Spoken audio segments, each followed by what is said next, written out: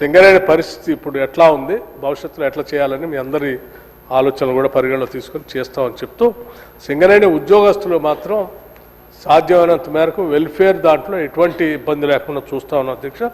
మన ప్రభుత్వం వచ్చిన తర్వాత మొట్టమొదటిసారి సింగరేణి ఎంప్లాయీస్కి ఇన్సూరెన్స్ కార్యక్రమాన్ని తీసుకొని ఒక్క పైసా రాష్ట్ర ప్రభుత్వం పైన కానీ లేకపోతే సింగరేణి పైన కూడా ఒక్క రూపాయి కూడా భారం లేకుండా ఇన్సూరెన్స్ బ్యాంకుల ద్వారానే, ఎందుకంటే బ్యాంకుల ద్వారా మనం లావాదేవీలన్నీ చేస్తూ ఉన్నాం, వాళ్ళ అకౌంట్స్ మెయింటైన్ చేస్తున్నాం కాబట్టి బ్యాంకుల ద్వారానే ఎటువంటి ఇబ్బంది లేకుండా కార్మికులందరికీ ప్రమాదవశాత్తు ఏదైనా జరిగితే ₹1,00,00,000 ఇన్సూరెన్స్ వాళ్ళకి వచ్చేటట్టుగా సింగరేణి కార్మికులందరికీ మొట్టమొదటిసారి మన ప్రభుత్వం, ఈ ప్రభుత్వం, ప్రజాప్రభుత్వం వచ్చిన తర్వాతనే చేసాం అధ్యక్ష.